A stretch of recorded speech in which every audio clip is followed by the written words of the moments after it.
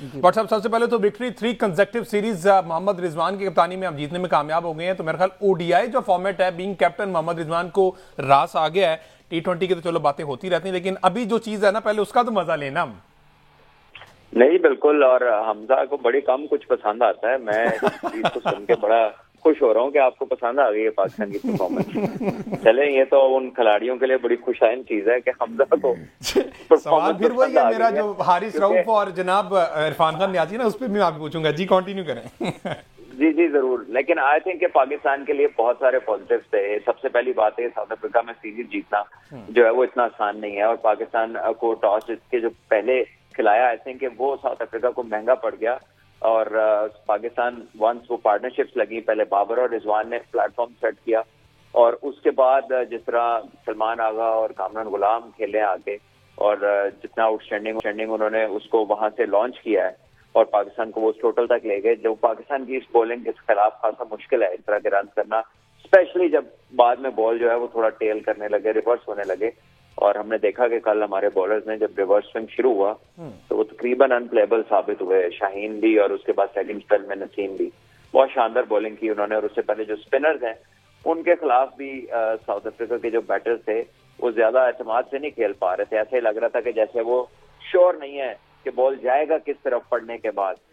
और south Africa की team खैर पूरा दिन ही प्रेशर में रही, कैचेस भी उन्होंने 4-5 छोड़े, और ओवरऑल पाकिस्तान का गलबा रहा पूरे मैच पे।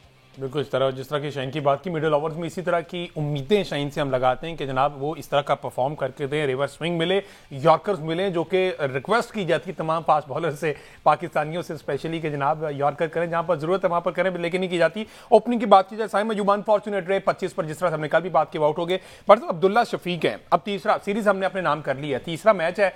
आप समझते हैं कि थोड़ा सा शफलिंग करके किसी नए चेहरे को मौका दे दें ताकि चैंपियंस ट्रॉफी के हवाले से जनाब हमारे पास थोड़ी बहुत प्लानिंग में मजीद कोई इजाफा हो जाए? अगर अब्दुल्ला की जगह कामरान से ओपन करवाया जाए, क्योंकि हमने देखा कामरान इससे पहले ओपन करते रहे हैं, और तैयब ताहिर को मौका दिया जाए। देखिए, अब्दुल्ला शफीक ओपनर है, और ओपनर की जगह पे आप किसी ओपनर को मौका दे सकते हैं। अगर आप मेकशिफ्ट पे जाएंगे तो मेरा नहीं ख्याल कि वो अच्छी चीज है। आई थिंक अभी अगर आप देखें तो इससे जब आप मूव ऑन करते हैं तो फखर जमान आपके पास एक ऑप्शन है, जो कि अगर वापस टीम में आते हैं तो उनके लिए जो जगह उनकी वो खुली पड़ी है।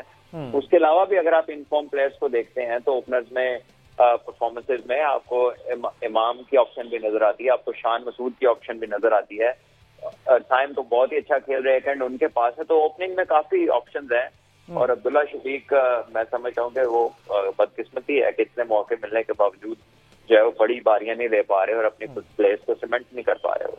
जी क्या स्टैट्स है? अब्दुल्ला शफीक का तस्करा अगर हो रहा है तो अब्दुल्ला शफीक ने अब तक तमाम फॉर्मेट्स में पाकिस्तान के लिए 67 इनिंग्स में ओपन किया है, जिनमें से 40 इनिंग्स ऐसी हैं जिनमें वो 20 से ज्यादा रन बनाने में नाकाम रहे हैं। अब्दुल्ला शफीक इन 67 इनिंग में 13 मरतबा जो है वो 0 पर आउट हुए हैं, और ये वर्ल्ड क्रिकेट में सबसे ज्यादा रेशो है डक्स पर इनिंग्स के एतबार से अगर देखा जाए तो। बिल्कुल। अच्छा, बाबर आजम ने कुफर टूटा खुदा खुदा करके 73 रन की माशाल्लाह इनिंग्स के लिए एक अरसा दराज के बाद कौम की दुआएं जो हैं वो रंग ले आई हैं। 22 इनिंग्स के बाद बाबर आजम 22 इनिंग्स के बाद 50 रन, और कल जिस तरह का नॉक खेला है बट साहब, एक जिसे कहते हैं ना ब्रीदर for champion trophy Babar Azam को मिला है कि जनाब बल्ले पर गेंद आ रहा है, क्या कहेंगे? देखिए, दुआएं आपकी कबूल नहीं होती, आप दाल बाबर पे देते हैं। कि बाबर आजम ने बड़ी अच्छी बारी ली, हालांकि वो अपनी एब्सोल्यूट बेस्ट पे नहीं है, उनका फ्लो वैसा नहीं है जैसा उनका नॉर्मली होता है। लेकिन उसके बावजूद आप देखिए कि उन्होंने वो बड़े क्रूशल रन किए अपने लिए भी और टीम के लिए भी, क्योंकि 50 ओवर की क्रिकेट जो है इसका जो फ्लो है उसमें तब्दीली आती रहती है। बड़ा कम होता है कि आप एक फ्लो को मेंटेन करते हुए पूरे 50 ओवर खेल जाएं। तो आप देखिए कि कहीं ना कहीं आपको पार्टनरशिप बिल्डिंग में थोड़ा सा टाइम लेना पड़ता है, जो बाबर और रिजवान ने लिया, और बाकियों के लिए फिर आके खेलने में वो मुश्किलात नहीं हुई। हालांकि उसके बावजूद पाकिस्तान टीम पूरे 50 ओवर नहीं खेली कल। बिल्कुल। तो ये आपको बताता है। और जब हम कल का प्रोग्राम कर रहे थे, आपको याद होगा कि हम यही बात कर रहे थे कि अगर टॉप 6 खेलते हैं तो 310 से ऊपर भी जा सकते हैं। एग्जैक्टली। तो 329 रन बने, और यही होता है जब आपके प्लेयर्स जो कि बैटर्स हैं अगर वो क्रीज पे ऑक्यूपाई करते हैं और 50 ओवर खेलते हैं तो ये रन करने जो है ना, ये बड़े वेरी मच पॉसिबल कि आप 300 से ऊपर जाएं और अच्छा खासा ऊपर भी जा सकते हैं। अच्छा, कल फिर सारी दुआएं जो है ना वो मोहम्मद रिजवान के साथ ही। यूजुअली ऐसा होता है कि रिजवान के रिव्यूज कामयाब नहीं होते। पहली बात है वो लेते ही नहीं है रिव्यू और कह देते बॉलर पर डाल देते, लेकिन कल रिव्यू भी कामयाब हुए, बैटिंग भी आउट क्लास की, कुछ कैचेस भी पकड़े। तो इस पर भट्ट साहब ये जो कप्तानी और इसके साथ साथ इस तरह की इनिंग्स खेलना, इस पर भी कमेंट कर दें। देखिए, कप्तानी तो वो अच्छी कर ही रहे हैं और जो है कीपिंग भी उन्होंने काफी अच्छी की है और मेरा ख्याल है पाकिस्तान के बेहतरीन कीपर है, इसमें कोई डाउट नहीं है। और बैटिंग में पहला गेंद जैसे उनके सर पे लगा था तो कोई भी बैट्समैन हो वो शेक होता है, लेकिन मेरा ख्याल है कि उन्होंने बड़ा अच्छा कमबैक किया और बड़ी अच्छी इनिंग खेली। 80 रन बनाए उन्होंने 82 में और जो है बड़ा कैरी ऑन किया उन्होंने उस पार्टनरशिप में, बड़े इंस्ट्रूमेंटल थे वो। स्ट्राइक रोटेशन उनकी बड़ी अच्छी थी और जब लॉन्च के करीब वही थे जिन्होंने रन को तेज करना शुरू किया था। तो मेरा ख्याल है कि ओवरऑल बड़ा अच्छा जा रहे हैं। सिर्फ एक चीज है कि अभी 5वां रेगुलर बॉलर नहीं है और इन कंडीशंस में जहाँ पे थोड़ा सा बॉल ग्रिप हो रहा है तो स्पिनर्स को इजाफी मदद मिल रही है। जब पाकिस्तान में चैंपियंस ट्रॉफी होगी तो मेरा ख्याल है कि हमें 5वां रेगुलर बॉलर की तरफ देखना होगा किसी न किसी को। जी अहमद साहब। बट साहब 5वें बॉलर की आपने बात की है तो पाकिस्तान चूंकि अब सीरीज तो जीत ही चुका है, सुफियान मुकीम को आखिरी मैच में चांस देना चाहिए इन कंडीशन में? देखिए, दे सकते हैं चांस। ऐसे वॉन्डरर्स तो बहुत ही बैटिंग पिच है जहां पर आपका अगला मैच है, क्योंकि वो यूजुअली वो बड़ा हाई स्कोरिंग मैच है। वो वही वेन्यू है जहां पे 435 रन तेज हुए थे। जी हाँ, एबी डिविलियर्स के फास्टेस्ट सेंचुरी भी हुई थी यहाँ पर। जी हाँ, तो वो एक बहुत ही हाई स्कोरिंग वेन्यू है जहां पर मेरा नहीं ख्याल के स्पिनर के लिए ज्यादा हेल्प मिलती है। लेकिन आप क्योंकि सीरीज जीते हुए हैं तो ये लिबर्टी ले सकते हैं कि आप अपने रिस्ट स्पिनर को खिलाएं। और रिस्ट स्पिनर जो है वो जिन पिचेस पे आम स्पिनर का गेंद ब्रेक नहीं होता वहां पे भी रिस्ट स्पिनर जो है वो ब्रेक करने में कामयाब हो जाते हैं। अच्छा, वो वहां का पिंडी मेरा ख्याल अफ्रीका का कंडीशन। बहरहाल रिजवान की बात हो रही कि सारे डिसीजन ठीक हुए, तो जाते जब आउट हुए ना तो उन्होंने कामरान गुलाम को कहा कि सिंगल डबल। तो जनाब कामरान ने 5 छक्के 4 चौके मारकर 63 रन की इनिंग्स खेली और वो भी सिर्फ 32 गेंदों पे। एक यादगार माशाल्लाह से टेस्ट में डेब्यू किया, दूसरे ओडीआई में सेंचुरी की और कल जिस तरह की इनिंग्स कामरान गुलाम ने खेली है, मैं कहता हूं इनके साथ ज्यादती इस तरह से ना हो जाए कि इनको T20 में मौका देकर अब वहां पर उन्हें अगर वो उस तरह से परफॉर्म ना करें, अल्लाह करें वहां पे परफॉर्म करें, लेकिन अभी जो हमारे पास टाइम है ना वो कामरान गुलाम का सेलिब्रेट करने का टाइम है। इस पर भी व्हाट्सएप आपका कमेंट जरूरी है। देखिए, बहुत ही आउटस्टैंडिंग नॉक है और मैं ऑनेस्टली मैंने कभी उसको ऐसा खेलते नहीं देखा। बड़ी हिटें मारते और इतना खुला खेलते, वो हमेशा ड्राफ्टिंग करते हैं, लेकिन शायद कल उनका नंबर ही ऐसा था, पोजीशन ही ऐसी थी और लेकिन फिर भी बहुत फ्रीडम के साथ खेले, बड़ा क्लीन स्ट्राइकिंग थी और बड़ी खुशाइन चीज थी। और जिस तरह उन्होंने आके उस टेम्पो को बिल्डअप किया और फिर लेके चलते रहे, वो बहुत ही आउटस्टैंडिंग था। और इसके साथ साथ सलमान आगा पहले मैच के हीरो, दूसरे मैच में भी उन्होंने 33 रन की इनिंग्स खेली और एक टाइम पे ऐसा लग रहा था कि ये दोनों पार्टनरशिप बिल्ड करेंगे, लेकिन अनफॉर्चुनेट रहे। सलमान अली आगा का भी फ्यूचर माशाल्लाह ब्राइट दिखाई दे रहा है। देखिए, वो जिस फॉर्मेट के लिए सूटेबल है, मेरा ख्याल है कि हमें उनको उन्हीं फॉर्मेट्स में खिलाना चाहिए और उनको कहीं और ज्यादा एक्सपोज करके तो उस परफॉर्मेंस को उनकी जो मेन फॉर्मेट्स है उसके बीच में नहीं लाना चाहिए। मैं यही कहूंगा कि बहुत अच्छे क्रिकेटर हैं, उनको सूटेबल फॉर्मेट्स में जो है ना उनको यूज करें तो वो पाकिस्तान के लिए लंबा खेलेंगे इंशाल्लाह।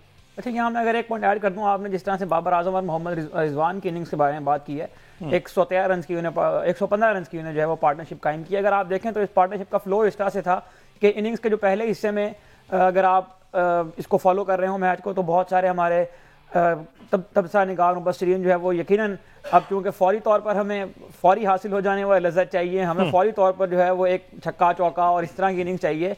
तो अगर आप देखें तो उनका जो आगाज था वो बहुत ही स्लो था, लेकिन जब मोहम्मद रिजवान आउट हुए तो वो 82 गेंदें खेलकर 80 रन बना चुके थे और ऑलमोस्ट उनका 100 का स्ट्राइक रेट था। तो T20 क्रिकेट हो का जो मेथड है वो ODI क्रिकेट से मुख्तलिफ है। तो जो हमारे टीवी के ऊपर बैठकर मुख्तलिफ मुबस्सिरीन जो तबसरे कर रहे होते हैं, उनसे मैं अगर ये गुजारिश करूं कि ये जो ODI क्रिकेट का एक मेथड है ना, उस मेथड के मुताबिक इसका तज्जिया किया करें। ODI क्रिकेट को T20 क्रिकेट के मुताबिक उसका तज्जिया नहीं किया जा सकता। इन तज्जियों का ये होता है कि इस तरह आपने अभी कहा है, कामरान गुलाम को अगर T20 में डालते हैं, खुदा ना खास्ता वहां पर फ्लॉप हो जाते हैं, तो कहीं ऐसा ना हो कि उनको टीम से ही बाहर कर दिया। इस तरह हमने माजी में काफी सारे प्लेयर के साथ किया। इमामुल हक को हमने ODI टीम से इसलिए निकाल दिया कि इमामुल हक से टेस्ट क्रिकेट नहीं खेली जा रही थी। हालांकि टेस्ट क्रिकेट के भी हमने स्टैट्स कल आपके सामने रखे थे कि इमामुल हक ने पर्थ में जो है वो 62 की इनिंग्स खेली थी। इमामुल हक की आखिर 10 जो टेस्ट में इनिंग्स हैं उसमें भी उनके 3-4 50 हैं। तो हमने माजी में चूंकि इस तरह के रवैये देखे हैं, तो ये रवैये जो हैं ये इस वजह से भी आते हैं कि जो लोग क्रिकेट के ऊपर तबसरा करते हैं, क्रिकेट की जो इस फील्ड से जो लोग रिलेटेड हैं, वो ओडीआई क्रिकेट को भी उन्हीं पैमानों के ऊपर डिस्कस करने की कोशिश करती हैं जिसके ऊपर टी20 क्रिकेट होती है। बिल्कुल इसी तरह। और सवाल मेरा एंड पर फिर वही है जो पहले मैच में भी था, इरफान खान नियाजी का जो रोल है सलमान बट साहब टीम में, कल तो ठीक है उन्होंने 15 रन की इनिंग्स खेली 16 गेंदों पे, इस बारे भी अब सोचना पड़ेगा। इस स्लॉट के लिए आप समझते हैं किसी को चांस दिया जा सकता है? देखिए अभी अर्ली डेज है उनके करियर में, 1-2 बारियां उन्होंने इम्प्रेसिव ली हैं। फील्डर वो बहुत अच्छे हैं, इसमें कोई शक नहीं है, और बैटिंग में उन्हें इस जगह को अपना बनाना है, तो उन्हें कुछ इनिंग्स खेलनी होंगी जहां पर वो टीम के लिए या मैचेस फिनिश करके आए या अच्छे टोटल्स की तरफ ले जाएं।